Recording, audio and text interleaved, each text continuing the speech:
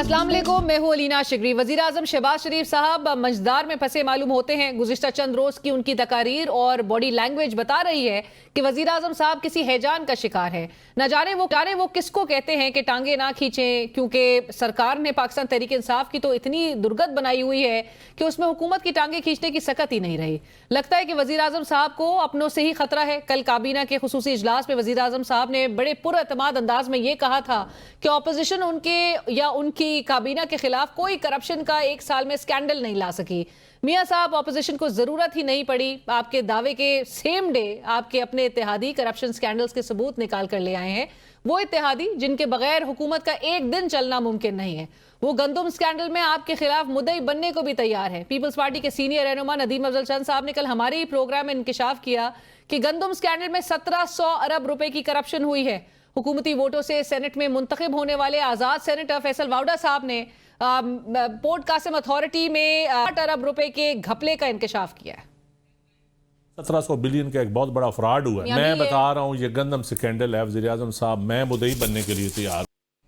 शायद मजीद खुरेदा जाए तो और स्कैंडल्स भी सरफेस करना शुरू हो जाए। अमेरिका को मतलूब दहशतगर्द शरीफुल्लाह की गिरफ्तारी पर अमेरिकी सदर डोनाल्ड ट्रंप ने पाकिस्तान का शुक्रिया अदा किया, जिस पर फौरी तौर पर वजीर आजम शहबाज शरीफ ने आज सुबह अमेरिकी सदर का वापस शुक्रिया अदा करने के लिए उसी एक्स का इस्तेमाल किया जिस पर उन्होंने पाबंदी आयद कर रखी है। लेकिन अवाम ने फिर उनको उनकी एक ट्वीट पर सुकून करने नहीं दिया, खूब आड़े हाथों लिया। कम्युनिटी नोट और कॉमेंट्स लिखे गए।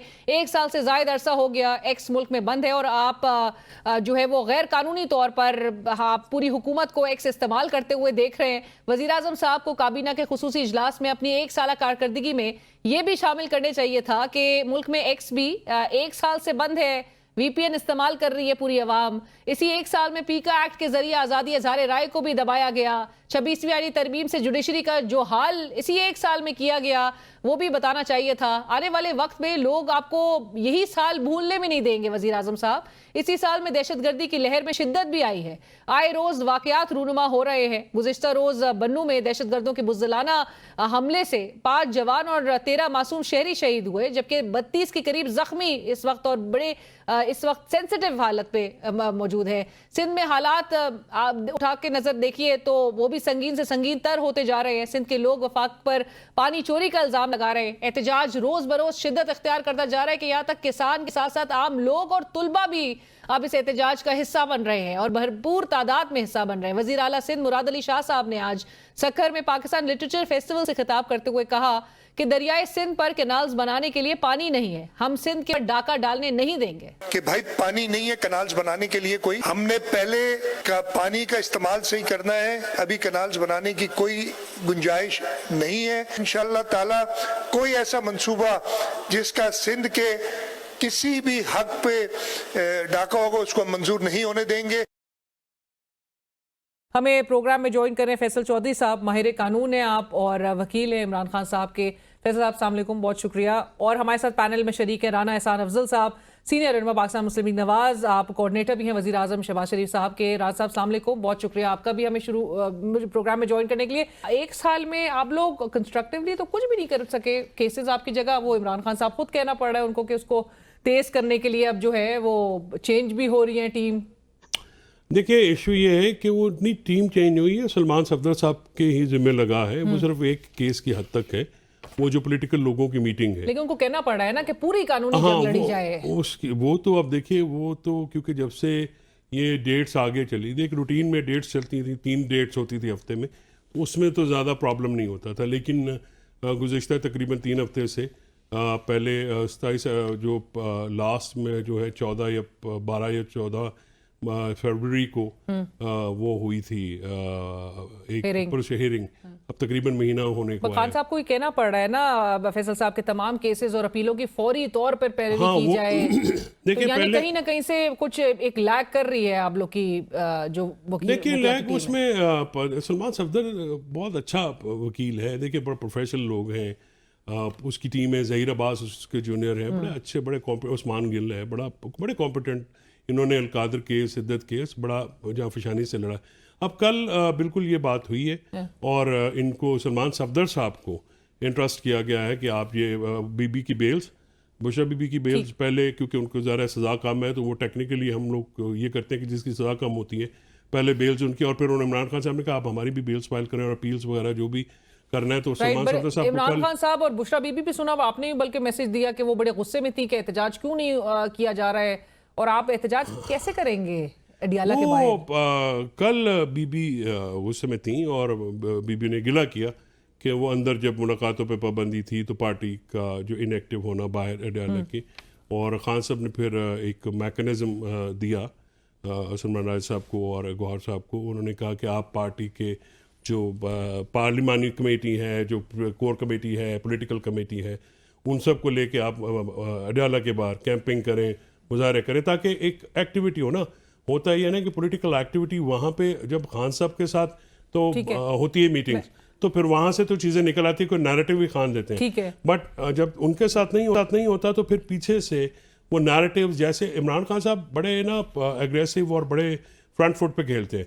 सो वहाँ पे उन्होंने कल फिर ये कहा कि ये करें, और उम्मीद है मुझे कि एक वो बल्कि प्रोफेसर साहब इमरान खान साहब तो अग्रेसिवली खेलते हैं, वो जेल के अंदर बैठ के वो डायरेक्शंस दे रहे हैं, पर मैं राना साहब की तरफ लेके जाऊंगी बात। उनकी टीम जो है वो डिलीवर परहैप्स नहीं कर पा रही। मैं आपकी तरफ वापस इस नुक्ते पे आऊंगी। राना साहब, ऑपोजिशन एक तरफ अचीवमेंट्स में फैसल साहब से भी पूछना चाहिए थी कि एक साल में अचीवमेंट ऑपोजिशन की फिर वो क्या रही, लेकिन एक साल की कारकर्दगी जब वजीर आजम शहबाज शरीफ साहब गुज़िश्ता रोज बता रहे थे, राना साहब हमने पीका का जिक्र नहीं सुना, हमने 26वीं आईनी तरमीम का जिक्र नहीं सुना, हमने लॉ एंड ऑर्डर फ्रंट पे जो सूरत हाल रही उसके हवाले से कोई बात नहीं सुनी, क्यों?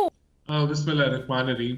देखिए, एक साल के ऊपर जो गवर्नमेंट ने चीजें टर्न अराउंड की उनका भी जिक्र हुआ, और ये जो चैलेंजेस आप बता रही हैं वो भी जो है वो मौजूद हैं, लेकिन मैं समझता हूं कि मूविंग फॉरवर्ड हमने तो इस माहौल के अंदर हमेशा मुज़ाकरात की बात की।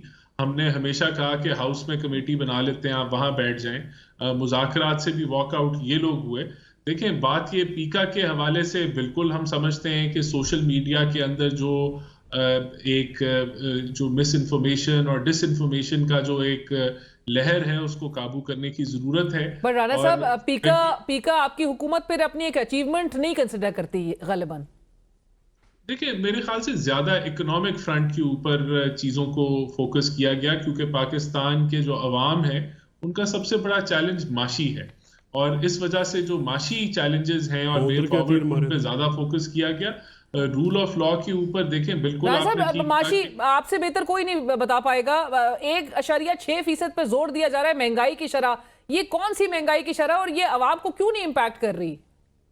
देखिए, ये वही महंगाई की शरह है कि जब 40% पे थी तो लोग कह रहे थे कि तबाह हो गया मुल्क, और ये वही महंगाई, वही डेफिनेशन है इसकी जो आज है। इसको कंज्यूमर प्राइस इंडेक्स कहते हैं, और इसमें 480 आइटम्स होते हैं जिनकी प्राइसेस को मॉनिटर किया जाता है, और इसमें कमी आई है। ये इस चीज का मैं एतराफ करूंगा। शुगर, दालें, सब्जी, आम लोगों के खाने की चीजें हैं या सिर्फ अशराफिया के खाने के अपना सीरियल्स हैं या इंपोर्टेड आइटम्स हैं या चीज है, कोई आम लोग जो खाते हैं उस 480 में वो भी शामिल हैं, या जो सुबह आपके नाश्ते पे ऊपर होता है शहरी में वही होता है? सर उनकी आवाज कट रही है। हाँ जी राना साहब, आपने सुना होगा फैसल साहब की भी गुफ्तगू? मैंने नहीं सुना, क्योंकि मैं उनकी बारी नहीं थी, मेरी बारी है, मैं कुछ नहीं उनकी बात सुन सका। सर वारी ਤੁਹਾਡੀਆਂ लगी हुई ने, ਤੁਹਾਡੀ वारी लगी हुई है, ਅਸੀਂ तो एवं ही हैं थे। लेकिन अभी इस तरह मुझे कुछ समझ नहीं आएगा जब वो मेरी बारी। जी प्लीज। लेकिन मैं सिर्फ सर मेरा सवाल ये था सर कि जो गरीब लोग खाते हैं वो भी 480 में शामिल है, या सिर्फ आप उमरा की खुराक के ऊपर जो टैक्स है? अगर एक आम आदमी की परचेजिंग पावर हो या गुर्बत हो या एम्प्लॉयमेंट हो, उसका हल सोल्यूशन ग्रोथ में है। लेकिन हम उस ग्रोथ के साइकिल में नहीं जाना चाहते जो बूम बस्ट का साइकिल हो, जो कंजम्पशन रेट साइकिल हो। हम समझते हैं कि इस दफा पाकिस्तान को उस ग्रोथ की तरफ जाना चाहिए जो सस्टेनेबल हो, तो हम उस तरफ बढ़े। राना साहब, मेरे ही प्रोग्राम में गुज़िश्ता रोज नदीम अफजल चंद साहब ने, क्योंकि वजीर आजम शहबाज शरीफ साहब ने कहा कि कामयाबी का मयार जो था वो ये था, वो कामयाबी इस तरह से गेज की जा रही थी कि आप लोग के खिलाफ कोई भी, वो कहते हैं कि काबीना के किसी शख्स के खिलाफ कोई एक साल में फैसल साहब की ऑपोजिशन जो है वो कोई स्कैंडल नहीं लेकर आ सकी।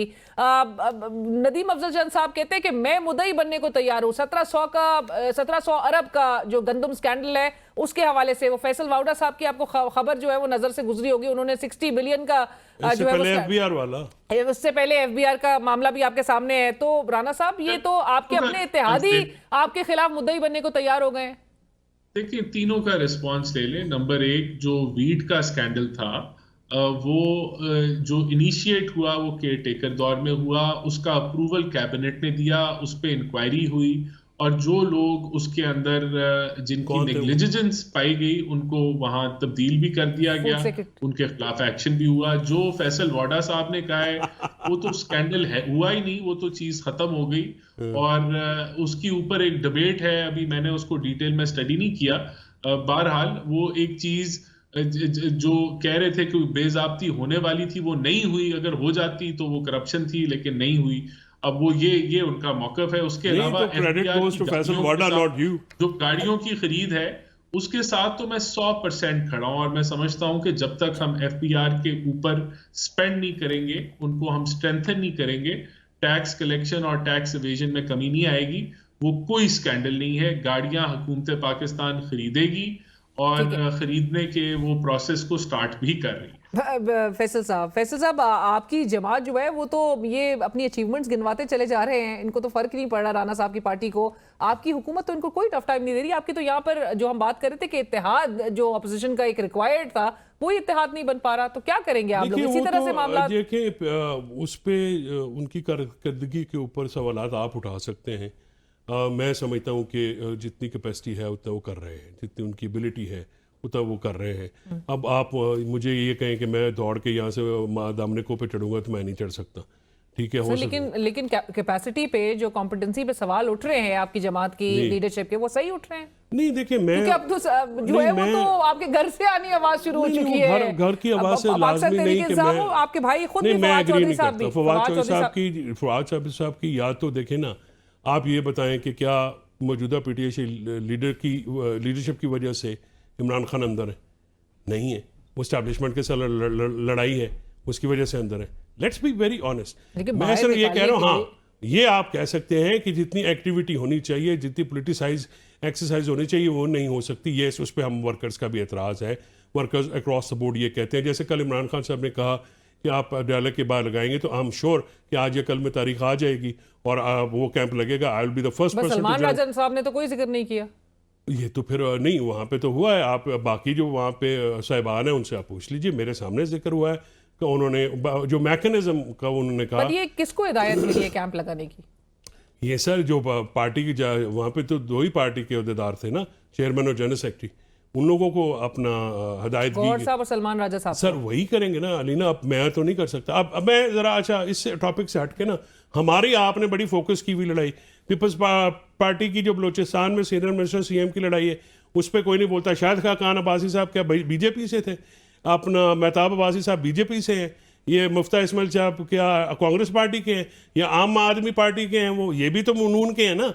उनके ऊपर कोई बात नहीं करता। हमारी पार्टी में मैं आपको सिर्फ एक बात बताऊं, नहीं मैं सिर्फ एक बात बताऊं, पार्टी मेरे लिए वर्कर्स के लिए इमरान खान है। इमरान खान के अलावा बाकी ठीक है, उनका एतमाद है, हमारा भी एतमाद है, जिनके ऊपर उनका एतमाद है।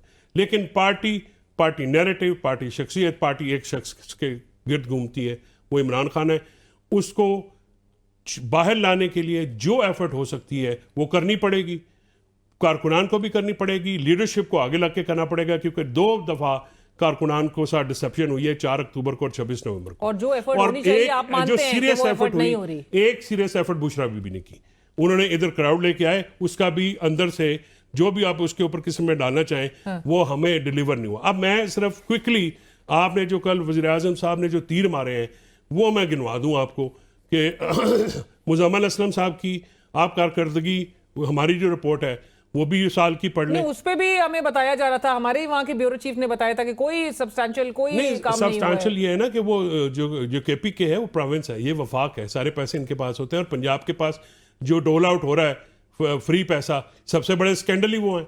अभी नहीं होता, ये होता है जब वो कादर मदखेल का मैं ये डायलॉग उधार ले रहा हूँ। वो ये कह रहा है कि जब चाबी अलमारी की चाबी किसी और के पास चलती है ना तो तब होती है। अब जीडीपी 1% जब 2022 पे गए थे तो तब कितनी थी? 6.2 पे ग्रोथ रेट था, आज 1% हाई स्केल मैन्युफैक्चरिंग नेगेटिव पे है। कंज्यूमर तमाम कंज्यूमर इंडेक्स नेगेटिव में है। ठीक है। आप ये फॉरेन डायरेक्ट इन्वेस्टमेंट कितनी आई है पाकिस्तान में, ये ग्रोथ की बात करते हैं ना, कभी भी रेमिटेंस से ग्रोथ नहीं होगी, ग्रोथ होती है इन्वेस्टमेंट से। और आपने इन्वेस्टमेंट का बात remittances रोकने की भरपूर कोशिश की, लेकिन मैं उसके ये बाद- कह रहा हूं जी कि मैं राणा साहब से वो तो अब फिगर्स आते हैं तो उस पर बात होती है ना। इश्यू ये है direct investment, foreign direct investment. आप अभी तक इन्होंने कल वो डोनाल्ड ट्रंप ने एक जुमला बोला है, इन्होंने पूरी ट्वीट वीपीएन यूज करके कर दी, हालांकि शहबाज साहब ने उन्होंने शुक्रिया अदा किया है नहीं, वो अमरीकी सदर का। वीपीएन पे किया ना, अब खोल के नहीं किया। राणा मुझे साहब, तो खतरा ये चलिए पड़ गया कि उधर मुजस्मा ना लगा दे, जिस तरह की इनकी स्पीडी है ना, वो अपना वो लगा दिया है फेट में, वो रोजाना खड्डे होते हैं भाईजान, वो तो ठीक करा दे।